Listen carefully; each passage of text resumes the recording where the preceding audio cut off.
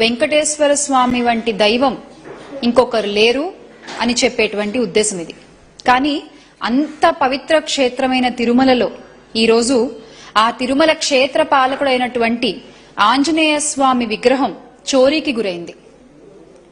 ఈ ప్రస్తుత కూటమి ప్రభుత్వంలో మహిళలకి రక్షణ లేదు, చిన్నపిల్లలకి రక్షణ లేదు, రైతులకి బీమా లేదు, ఉద్యోగులకి బీమా లేదు, చదువుకునే పిల్లలకి ఫీ రీయింబర్స్మెంట్లు లేవు, ఆరోగ్య వ్యవస్థ బాలేదు. వీటన్నిటితో పాటు ఈ రోజున దేవుడికి కూడా కూటమి పాలనలో రక్షణ కరువైంది. మనందరం కూడా ఎన్నోసార్లు అలిపిరి మెట్ల మార్గం గుండా స్వామివారి దర్శనం చేసుకుని ఉంటాం కాలినడకను వెళ్లి. ఆ టైంలో మనకి ఆంజనేయ స్వామి విగ్రహం కనబడుతుంది. అక్కడ దండం పెట్టుకుని ఇంకా మన నడక దారి ముందుకి ధైర్యంగా కొనసాగిస్తూ ఉంటారు భక్తులందరూ కూడా.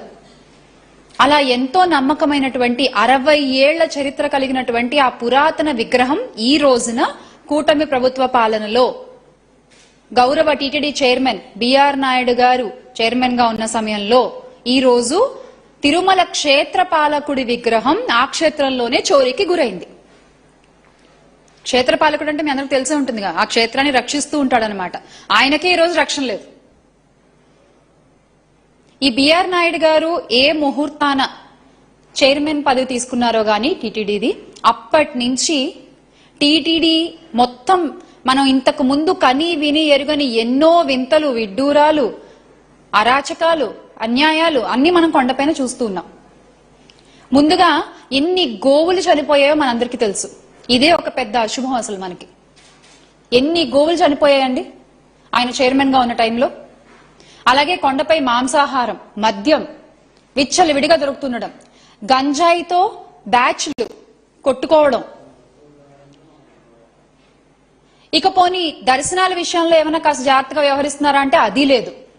తొక్కిసలాటలు, భక్తులు చనిపోవడం, గాయాల పాలవడం, వీటన్నిటికీ తోడు ఈ రోజు ఆ క్షేత్ర పాలకుడి విగ్రహమే చోరీకి గురవడం.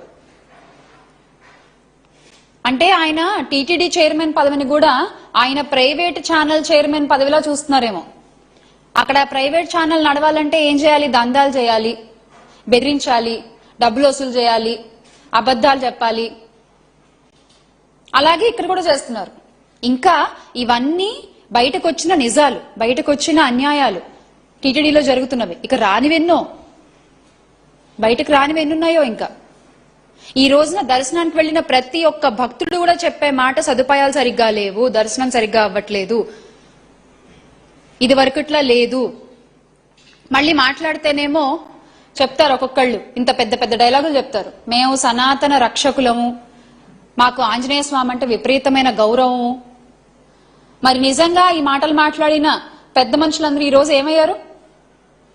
ప్రతి సంవత్సరం హనుమత్ జయంతి రోజున ఎంత వేడుకగా, ఎంత వైభవంగా తిరుమల తిరుపతి దేవస్థానం ఆధ్వర్యంలో ఇప్పుడు చోరీకి గురైనటువంటి హనుమంతుడి విగ్రహానికి ఎంత వైభవంగా పూజలు జరిపిస్తారు. మరి ఈ రోజున ఆ విగ్రహం చోరీకి గురైందే, సీసీటీవీ కెమెరాలో కూడా రికార్డ్ అయిందే.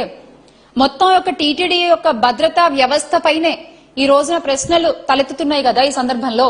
మరి ఎందుకు ఒక్కళ్ళు కూడా వచ్చి మాట్లాడట్లేదు? ఒక్కళ్ళు కూడా ఎందుకు దీని మీద ఇప్పటి వరకు సమాధానం చెప్పలేదు?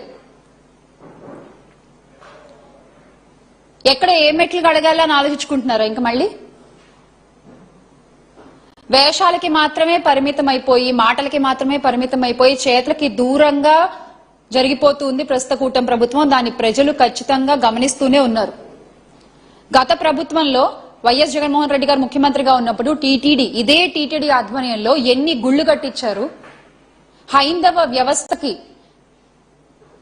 ఎంత ఇంపార్టెన్స్ ఇస్తూ, హైందవ ధర్మాన్ని నమ్ముతూ, దానికి ఒక గౌరవాన్ని కలిగిస్తూ ముందుకు తీసుకెళ్లినటువంటి ఘనత వైఎస్ జగన్మోహన్ రెడ్డి గారిది. అయితే ఈ రోజున మీరు పేరుకి మేము హైందవ ధర్మాన్ని రక్షిస్తాము, సనాతన ధర్మాన్ని కాపాడతామని చెప్పేటువంటి మీ హయంలో, కూటమి ప్రభుత్వంలో విగ్రహాలు మాయమైపోవడం, గుళ్లను కూల్చేయడం, అపరిశుభ్రంగా ఉన్నటువంటి ప్రదేశాల్లో దైవ విగ్రహాలు కనపడడం, ఇవన్నీ కూడా జరుగుతున్నాయి. నిజంగా ఈ రోజున టీటీడీ మాజీ చైర్మన్ మా భూమన కరుణాకర్ రెడ్డి గారు అడిగినట్టు ప్రస్తుత టీటీడీ చైర్మన్ బిఆర్ నాయుడు గారు వెంటనే ఈ తప్పులన్నిటికీ కూడా బాధ్యత వహిస్తూ రాజీనామా చేయాలి. ఎందుకంటే ఒకటి కాదు, రెండు కాదు, మీరు వచ్చిన దగ్గర నుంచి అబద్దాలు, లడ్డూలో కల్తీ జరిగిందని ఏ రోజైతే మీరు మొదలు పెట్టారో ఆ రోజు నుంచి వరుసగా అన్ని మీ తప్పులే కనబడుతున్నాయి. దేవస్థానాల విషయంలో పరకామణి కేసు కావచ్చు, లడ్డూ కల్తీ కావచ్చు, ఇందాక మనం చెప్పుకున్నట్టు గోవులు చనిపోవడం కావచ్చు, భక్తులు ఇబ్బందులు గురవడం కావచ్చు, భక్తులు ప్రాణాలు కోల్పోవడం అనేది టీటీడీ చరిత్రలో ఎప్పుడన్నా విన్నామా అసలు మనం? పైన కొండపైన దర్శనానికి వెళ్లి చనిపోవడం అంటే అది మీ లోపం కాదా? ఈ రోజు ఆంజనేయ స్వామి విగ్రహ చోరీ.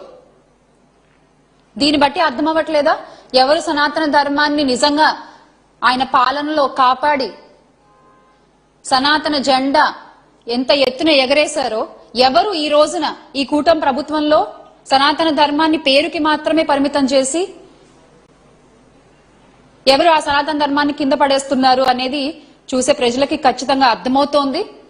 మరొకసారి బిఆర్ నాయుడు గారు ఈ తప్పులన్నిటికీ బాధ్యత వహిస్తూ ఆయన వెంటనే రాజీనామా చేయాలి అని భూమన కరుణాకర్ రెడ్డి గారు అన్నట్టు వైఎస్ఆర్ కాంగ్రెస్ పార్టీ తరఫు నుంచి మేము కూడా ఇదే కోరుకుంటున్నాం. సనాతన ధర్మాన్ని మాటలతో కాదు చేతలతో కాపాడుకుందాం.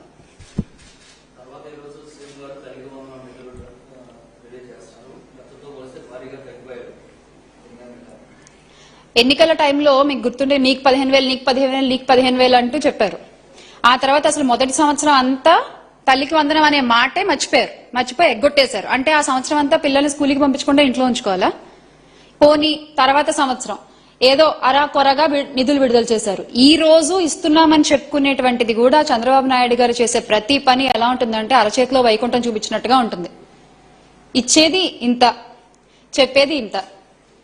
అది తల్లికి వందనంలోనైనా, ఈ రోజున రాష్ట్రానికి మంజూరైన నిధుల విషయంలోనైనా ఆయన చెప్పేది కొండంత చెప్తారు, చేసేది కనీసం గోరంత కూడా ఉండదు. ఈ రోజు కూడా ఆయన ఇస్తున్నటువంటి తల్లికి వందనంలో ఎంతమంది పిల్లలకు ఆ తల్లికి వందనం రాలేదు, దానికి మళ్ళీ ఏవో రిస్ట్రిక్షన్స్ పెట్టి కొన్ని కేటగిరీస్ లోనే ఇస్తామని చెప్పి కొత్త రూల్స్ ని తెర మీదకి తీసుకొచ్చి ఈ రోజున కొన్ని లక్షల మంది పిల్లలు ఈ తల్లికి వందనానికి దూరం అయిపోతున్నారు.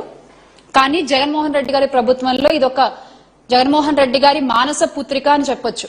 పిల్లలు గవర్నమెంట్ స్కూల్ కి రావాలి, చదువుకోవాలి అని చెప్పి ఆయన పడ్డటువంటి శ్రమ, చేసినటువంటి ఆలోచనల వల్ల గవర్నమెంట్ స్కూల్స్ లో పెరిగినటువంటి అడ్మిషన్స్ ని మనం గత ప్రభుత్వంలో చూస్తే ఈ రోజున తల్లికి వందనం అంటూ చంద్రబాబు నాయుడు గారు పెట్టినటువంటి పంగనామాలు చూస్తున్నాము.